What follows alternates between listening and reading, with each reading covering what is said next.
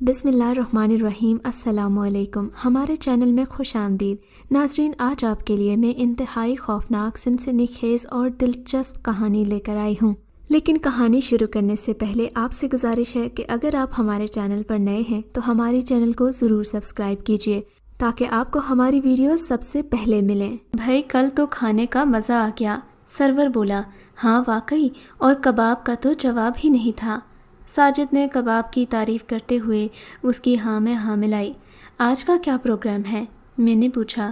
بھائی کہیں نہ کہیں چلے جائیں گے، سرور بولا۔ صفدر تو ایک 24 سالہ نوجوان تھا جو پیشے کے اعتبار سے سافٹ ویئر انجینئر تھا اور ایک نجی ادارے میں کام کرتا تھا۔ تنخواہ مناسب تھی جس کا وہ معمولی حصہ اپنے گھر پر دے دیتا تھا اور باقی سب خود پر اور اپنے دوستوں پر خرچ کر دیتا۔ وہ والدین کا اکلوتا بیٹا ہونے کی وجہ سے تھوڑا بہت بگڑ گیا تھا۔ اس کے والد اپنے کاروبار میں مصروف رہتے تھے جس کی وجہ سے وہ صفدر پر توجہ نہیں دے پاتے تھے۔ انہوں نے بہت بار صفدر کو کہا کہ وہ ان کے کاروبار میں دلچسپی دے، مگر صفدر کو اس سب میں کوئی دلچسپی نہیں تھی۔ اسے دلچسپی تھی تو بس اپنے دوستوں اور کھانے پینے میں۔ صفدر، سرور اور ساجد ایک ہی محلے میں رہتے تھے۔ یہ تینوں بہت اچھے دوست تھے۔ سرور ایک سپر سٹور میں مینیجر تھا جبکہ ساجد ایک کمپنی میں اکاؤنٹنٹ تھا۔ تقریباً ہم عمر ہونے کی وجہ سے وہ تینوں ہم خیال بھی تھے۔ رات کے وقت محلے میں بیٹھ کر گپیں ہانکنا یا موٹر سائیکل پر بیٹھ کر ادھر ادھر مٹر گشتی کرنا ان کا کام تھا۔ وہ اتوار کا دن تھا جس کی وجہ سے تینوں ہی شام سے گھر سے گھومنے نکل گئے تھے۔ سی ویو پہنچ کر رات کے کھانے کی پلاننگ کرنے لگے۔ سرور اور ساجد نے اپنی اپنی رائے دی اور میرے جواب کا انتظار کرنے لگے۔ کچھ سوچنے کے بعد میرے چہرے پر شرارت بھری مسکراہٹ آئی۔ بھائی کیا سوچا؟ ساجد بولا۔ آج ہم سب بہت ہی شاندار دعوت اڑائیں گے اور وہ بھی بالکل مفت میں۔ وہ کیسے بھائی؟ کہیں عیدی کے دسترخوان میں جانے کا پروگرام تو نہیں ہے؟ سرور نے بھوئیں اچکاتے ہوئے پوچھا۔ ارے نہیں دوستو، میرے پاس بہت اچھا پلان ہے۔ اگر کامیاب ہو گیا تو بہت مزہ آئے گا، میں خوش ہوتے ہوئے بولا۔ ارے اب بتا بھی دو، ساجد بے چین ہوتے ہوئے بولا۔ آج ہم شادی کی دعوت اڑائیں گے۔ مگر کس کی؟ سرور نے خوش ہوتے ہوئے کہا۔ یار پلان کچھ یوں ہے کہ ہم کسی ایسی شادی میں جائیں گے جہاں شادی ہو رہی ہو، وہاں ہم کسی بھی طریقے سے اندر چلے جائیں گے۔ کسی کو کیا پتہ چلے گا کہ میں نے پلان بنایا؟ پکڑے گئے تو عزت کی جو دھجیاں اڑیں گی انہیں کون سمیٹے گا؟ ساجد نے دور کی سوچتے ہوئے کہا۔ ارے نہیں یار، ہم لوگ تو بس ایسے ہی ڈر رہے ہیں، کچھ نہیں ہوتا، میں نے ساجد کی دور اندیشی پر مٹی ڈالتے ہوئے کہا۔ پھر ہم تینوں دوست کسی اچھے شادی ہال کی تلاش میں نکل پڑے۔ ہمیں زیادہ محنت نہیں کرنا پڑی۔ ایک شادی ہال میں مہمان بن کر ہم تینوں اندر چلے گئے، مگر یہ رات 2 بجے کا وقت تھا اور ایسا کرنا کچھ مناسب نہیں لگ رہا تھا۔ کچھ ڈر بھی لگ رہا تھا، لیکن خیر طے یہ کیا تھا کہ ہم تینوں الگ الگ رہیں گے اور کھانا کھا کر شادی ہال کے باہر ہی ملیں گے۔ ہمارا منصوبہ کامیاب ہوا۔ ہم نے مفت کی شاندار دعوت اڑائی۔ کسی کو شک تک نہیں ہوا، نہ ہی کسی نے پوچھا، نہ ہم نے بتایا۔ ہم تینوں خوشگپیاں کرتے ہوئے اپنے گھروں کو نکل پڑے۔ اب تو ہمارا معمول بن چکا تھا، جہاں کوئی شادی ہو ہم کسی بھی طرف سے رشتہ دار بن کر مفت کا کھانا اڑاتے تھے۔ ایک دن محلے میں ساجد اور سرور دونوں نہیں آئے۔ میں نے انہیں کال کی تو پتہ چلا کہ ساجد کسی کام سے حیدرآباد گیا ہوا تھا اور سرور کی طبیعت خراب تھی۔ میں نے سوچا میں بھی گھر جاؤں، پھر خیال آیا آج کیوں نہ اکیلے ہی دعوت اڑائی جائے، ویسے بھی شادی ہال تو الگ الگ ہی ہوتے ہیں۔ یہ سوچ کر میں نے اپنی بائک سٹارٹ کر دی اور نکل پڑا۔ کافی گھومنے کے بعد بھی ایسے شادی ہال کو ڈھونڈنے میں ناکام رہا جہاں شادی ہو رہی ہو۔ لگتا ہے آج گھر کے کھانے پر گزارا کرنا پڑے گا، میں نے سوچا، اور یہی سوچ کر میں اپنے گھر کی طرف روانہ ہوا۔ میری بائک فراٹے بھرتی جا رہی تھی کہ اچانک مجھے ایک جگہ پر کچھ روشنی نظر آئی۔ یہ ایک بہت بڑا محل نما مکان تھا جس پر روشن برقی کمکمے اس بات کی گواہی دے رہے تھے کہ یہاں کوئی فنکشن ہو رہا ہے۔ سوچا جاؤں یا نہ جاؤں، پھر یہ خیال آیا کہ گھر میں ہے، کیا پتہ شادی نہ ہو، مگر پھر میں نے سوچا کہ اگر شادی ہوئی تو مفت کی دعوت رہ جائے گی۔ میں نے وہاں جانے کا ارادہ کر لیا۔ قریب پہنچا تو وہ مکان واقعی بہت بڑا تھا۔ پورا گھر سفید اور سنہری روشنی سے سجا ہوا تھا۔ میں نے دل میں سوچا، یہ تو کسی رئیس کی شادی لگتی ہے، پکڑا بھی کیا تو کیا کہے گا، میں غریب تو صرف کھانا کھانے آیا ہوں۔ خیر مرکزی دروازے پر میری نظر ایک بورڈ پر پڑی جس پر برقی کمکموں سے بڑا بڑا شادی مبارک لکھا ہوا تھا۔ اسے پڑھ کر مجھے کچھ اطمینان ہوا کہ میں صحیح جگہ آیا ہوں۔ اس مکان کے مرکزی دروازے سے آگے سیڑھیاں تھیں جس کے دونوں اطراف چھوٹے چھوٹے فوارے لگے ہوئے تھے۔ 8 سے 10 سیڑھیوں کے بعد ایک بہت بڑا لکڑی کا دروازہ تھا جس پر بہت خوبصورت نقش و نگاری کی ہوئی تھی۔ دروازے پر ایک بہت بڑا دربان نما شخص کھڑا تھا جو مجھے دیکھ کر ادب سے جھکا اور دروازہ کھول دیا۔ مجھے یہ انداز بڑا ہی عجیب لگا۔ مجھے لگا میں کسی مغلیہ دور میں آ گیا ہوں اور یہ کسی اور کی نہیں بلکہ میری شادی ہے۔ اندر جا کر دیکھا تو میں اور بھی حیران رہ گیا۔ اتنا شاندار گھر میں نے آج تک نہیں دیکھا تھا۔ اندر جاتے ہی کچھ سیڑھیاں تھیں، اس سے اتر کر ایک بہت بڑی جگہ تھی جس کے بیچ میں ایک بہت خوبصورت فوارہ تھا۔ اوپر جانے کے لیے 2 طرف سے بہت چوڑی سیڑھیاں جا رہی تھیں۔ بڑے بڑے سفید ستون تھے جو سیدھا چھت سے جا کر ملتے تھے، جن پر نہایت خوبصورت سنہرے رنگ کے بیل بوٹے تھے۔ ڈیزائننگ ٹیبل کی جگہ سب مہمانوں کے لیے تخت بچھائے ہوئے تھے جس پر گاؤ تکیے تھے۔ سب چیز سفید اور سنہری دھاری کی تھی، یہاں تک کہ لوگوں نے بھی سفید ہی کپڑے پہنے ہوئے تھے۔ میں سمجھا کہ شاید شادی کی تھیم ایسی رکھی گئی ہو۔ اتفاق سے میں نے بھی سفید کپڑے پہنے تھے، لہٰذا اطمینان ہو گیا کہ کوئی بھی مجھے پکڑ نہیں سکتا۔ پورے گھر میں ایک مسحور کن خوشبو پھیلی ہوئی تھی۔ یہ خوشبو پورے ماحول کو سحر انگیز بنا رہی تھی۔ میں اسی فراق میں تھا کہ کہاں بیٹھوں۔ اتنے میں ایک خوبصورت لڑکی میرے پاس آئی اور کہا، آپ میرے ساتھ چلیے، میں آپ کو جگہ بتاتی ہوں۔ میں اس کے پیچھے چلتا ہوا ایک تخت کے پاس پہنچا۔ وہ مسکرائی اور مجھے کہا، آپ یہاں تشریف رکھیے۔ اس لڑکی کو میں نے سرسری دیکھا، وہ بہت خوبصورت تھی۔ اس کے وجود سے اٹھنے والی خوشبو نے میری روح تک کو مہکا دیا تھا۔ میں دل ہی دل میں خود کو بادشاہ اکبر اور اس لڑکی کو اپنی کنیز تصور کرنے لگا۔ پھر اپنے ہی خیال پر ہنسی آ گئی۔ اتنے میں ایک بزرگ وہاں تشریف لائے، وہ شاید مولوی صاحب تھے۔ ان کے ساتھ بہت ہی خوبصورت نوجوان تھا جس کی عمر زیادہ نہیں لگ رہی تھی، مگر لباس سے وہ دولہا لگتا تھا۔ انہوں نے تلاوت شروع کی۔ ایسی آواز تو کسی قاری کی میں نے نہیں سنی۔ کچھ دیر بعد انہوں نے لڑکے سے کچھ کہا اور پھر اچانک سے دل کو لبھا دینے والی موسیقی محل میں گونجی۔ لوگ اس لڑکے کے پاس آ کر عجیب انداز میں گلے مل رہے تھے۔ میں نے سوچا میں بھی جاؤں، پھر یہ خیال آیا کہ اگر کسی نے پہچان لیا تو گڑبڑ ہو جائے گی۔ کچھ دیر بعد میں ننھی بچیاں آئیں، دولہے کے پاس سے جھک جھک کر سلامی دیتے ہوئے گزر گئیں۔ ہم لوگ اکثر شادی حالوں میں تبھی گھستے تھے جب تقریباً کھانے کا وقت ہو، مگر شاید یہاں جلدی آ کر میں نے غلطی کی تھی۔ میری نگاہیں اس لڑکی کو ڈھونڈ رہی تھیں۔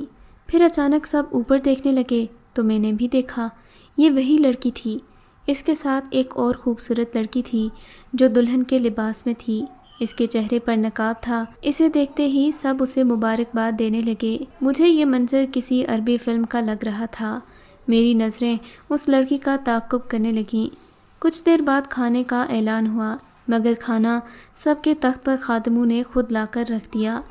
یہ منظر بھی مجھے حیرت زدہ کر رہا تھا۔ کھانا واقعی بہت لذیذ تھا۔ 3 قسم کی مٹھائی اور ایسے پکوان جن کا تو میں نے نام تک نہیں سنا تھا۔ پکوان کی خاص بات یہ تھی کہ ان میں مسالہ بہت کم تھا۔ میں نے سیر ہو کر کھانا کھایا اور دل ہی دل میں سرور اور ساجد کی بدقسمتی پر افسوس کرنے لگا۔ انہوں نے اتنی اچھی دعوت مس کی تھی۔ کھانے کے بعد وہی لڑکی ایک بار پھر آ گئی۔ اس کے ساتھ ایک بچہ تھا۔ بچے نے ایک ڈونگا تخت پر رکھا اور لڑکی کے ہاتھ میں لوٹا نما برتن تھا۔ اس نے کہا، آپ ہاتھ دھو لیجئے۔ میں نے آگے بڑھ کر ہاتھ دھوئے، مگر ہاتھ دھوتے ہوئے اس لڑکی کو ہی دیکھتا رہا۔ اس نے بھی ایک جھلک میری طرف دیکھا اور مسکرا دی۔ پھر وہ سراہی لے کر آئی۔ میں نے گلاس آگے کیا، اس میں شربت تھا جو بہت عمدہ تھا۔ پھر میں نے دیکھا سب لوگ سیڑھیوں سے اوپر جا رہے تھے۔ میں یہ سوچ ہی رہا تھا کہ وہ کہاں جا رہے ہیں۔ اتنے میں وہ لڑکی آئی اور کہنے لگی، آئیے میں آپ کو باہر چھوڑاؤں۔ میری تو باچھیں کھل گئیں۔ پھر اس لڑکی نے میرا ہاتھ پکڑا اور باہر تک لے گئی۔ دربان نے دروازہ کھولا، مجھے مرکزی دروازے تک چھوڑنے آئی۔ اتنے عرصے میں میرا ہاتھ اس کے ہاتھوں میں ہی تھا۔ وہ مسکرائی اور فی امان اللہ کہہ کر چلی گئی۔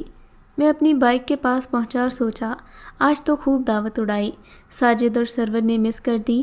خیر میں گھر آیا اور سوچنے لگا کہ صبح دوستوں کو اس بارے میں بتاؤں گا۔ آفس جاتے ہوئے مجھے احساس ہوا کہ میرا بٹوا کہیں گر گیا۔ میں پریشان ہوا کیونکہ میرا شناختی کارڈ، لائسنس اور دوسرے تمام ضروری کاغذات اسی میں تھے۔ پھر خیال آیا کہ کل شادی کی دعوت میں تو نہیں گر گیا، سوچا وہاں سے پتہ کراتا ہوں۔ ویسے بھی میرے لیے اب ایسے کام کرنا کوئی مشکل نہیں تھا۔ یہ سوچ کر میں نے چھٹی کی زبانی درخواست دے دی۔ پھر اسی محل نما مکان کو ڈھونڈتے ہوئے وہاں جا پہنچا۔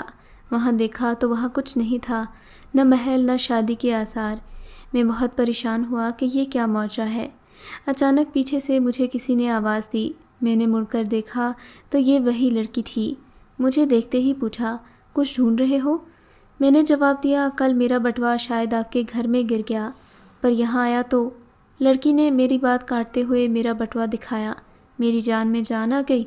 میں نے اسے بٹوا لے لیا اور پوچھا یہ بٹوا تمہارے پاس کیسے آ گیا؟ کہنے لگی کل یہاں گر گیا تھا، مجھے پتا تھا کہ اس میں آپ ہی کا کارڈ ہے، اسی لیے آپ کے پاس دینے آ ہی رہی تھی کہ آپ مل گئے۔ میں نے باتوں باتوں میں اس سے اس مکان کے بارے میں پوچھا تو وہ ہنسی اور کہا آپ غلط جگہ آ گئے ہیں، وہ مکان یہاں نہیں کہیں اور ہے۔ میں نے بھی سوچا ہو سکتا ہے رات کی وجہ سے میں بھول گیا ہوں۔ پھر اس نے مجھے کہا یہاں گرمی بہت ہو رہی ہے، کہیں اور چل کر بات کریں۔ میں نے اسے موقع غنیمت جانا اور اسے بائک پر بٹھا کے ایک کافی شاپ لے گیا۔ اس نے اپنا نام فوزیہ بتایا۔ خیر رسمی بات چیت کے بعد وہ اگلے روز ملنے کا وعدہ کر کے چلی گئی۔ میں بہت خوش تھا۔ رات کو ساجد اور سرور کو سب بات بتائی، انہوں نے بھی بہت افسوس کیا۔ اگلے روز آفس کے بعد میں مقررہ جگہ پر پہنچا۔ فوزیہ پہلے سے ہی وہاں موجود تھی، جیسے میری ہی منتظر ہو۔ اس نے مجھے اپنے بارے میں بتایا کہ وہ یتیم ہے اور اپنے چچا کے ساتھ رہتی ہے، اور جو شادی تھی وہ اس کی بہت اچھی دوست کی تھی۔ میں نے اس سے پوچھا میں نے بہت سی شادیاں دیکھی ہیں مگر ایسی شادی تو آج تک نہیں دیکھی۔ اس نے بس اتنا ہی کہا کہ میری دوست کے والد صاحب کافی صاحب حیثیت ہیں۔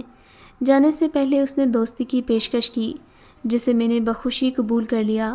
فوزیہ سے ہوئی چند ملاقاتوں کے بعد ہی میرے رویے میں کافی تبدیلی آ گئی، جسے گھر والوں کے ساتھ ساجد اور سرور نے بھی محسوس کیا۔ ہماری ملاقاتوں کا سلسلہ شروع ہو گیا، کبھی کہاں تو کبھی کہاں۔ ایک دن میں اس کے لیے بہت قیمتی تحفہ لے کر گیا، اس نے لینے سے انکار کر دیا۔ کہنے لگی کہ مجھے صرف تمہاری دوستی چاہیے۔ زیادہ دن گزرے نہیں تھے، ہماری دوستی بہت مضبوط ہو چکی تھی۔ پھر اس نے وہ بات کہی جس کے میں انتظار میں تھا۔ اس نے کہا صفدر کیا تم مجھے اپنی زندگی کا ساتھی بناؤ گے؟ میں نے اس کی آنکھوں میں دیکھا اور پھر مسکرا کے سر ہلا دیا۔ وہ خوشی کے مارے رو پڑی۔ اس دن اس نے مجھے کہا صفدر میں نے تم سے ایک ضروری بات اور کرنی ہے۔ میں نے کہا بولو۔ کہنے لگی سمجھ میں نہیں آ رہا کیسے کہوں، تم میری بات کو مذاق نہیں سمجھو گے نا؟ میں نے کہا بے فکر رہو۔ پھر اس نے میرا ہاتھ تھاما اور کچھ کہنے کے لیے لب کھولے ہی تھے کہ اچانک ایک تیز ہوا چلی اور مٹی اڑنے لگی۔ میری آنکھیں بند ہونے لگیں۔ مجھے کچھ سمجھ میں نہیں آ رہا تھا کہ کیا ہو رہا ہے۔ ہر طرف سے ہوا کی سائیں سائیں کی آواز آ رہی تھی۔ مجھے لگ رہا تھا کہ میں کسی ویرانے میں آ گیا ہوں۔ تھوڑی دیر بعد ہوا بند ہوئی تو میں یہ دیکھ کر حیران رہ گیا کہ آس پاس کی سبھی چیزیں اپنی حالت میں موجود تھیں۔ وہاں کچھ بھی نہیں بدلا تھا، اگر کچھ بدلا تھا تو صرف یہ کہ وہاں فوزیہ نہیں تھی۔ مجھے بہت مایوسی ہوئی کیونکہ میں فوزیہ کا چہرہ آنکھوں میں لیے نہ جانے کتنے خواب دیکھ چکا تھا۔ پتہ نہیں کیوں دل میں اسے کھونے کا احساس تھا۔ میں بھاری قدموں سے وہاں سے اٹھا اور واپس آنے لگا۔ نکلتے ہوئے میں نے محسوس کیا کہ میرے پیچھے پیچھے ایک بلی آ رہی تھی۔ میں نے اس پر زیادہ دھیان نہیں دیا اور گھر آ گیا، مگر پھر میں نے 2-3 بار اس بلی کو اپنے راستے میں دیکھا۔ میرے دل میں تھوڑا کھٹکا ہوا کہ آخر یہ کیا معجزہ ہے۔ خیر اب وہ کوئی انسان تو تھی نہیں کہ میں اس سے پوچھتا کہ بھئی تم میرا پیچھا کیوں کر رہی ہو۔ میں گھر آیا، امی نے دروازہ کھولا تو میں نے بائک اندر کی اور پھر دروازہ بند کر دیا۔ جو ہی میں نے دروازہ بند کر دیا مجھے کسی کے رونے اور چلانے کی آواز آئی۔ میں نے پیچھے مڑ کر دیکھا تو وہ بلی وہیں موجود تھی۔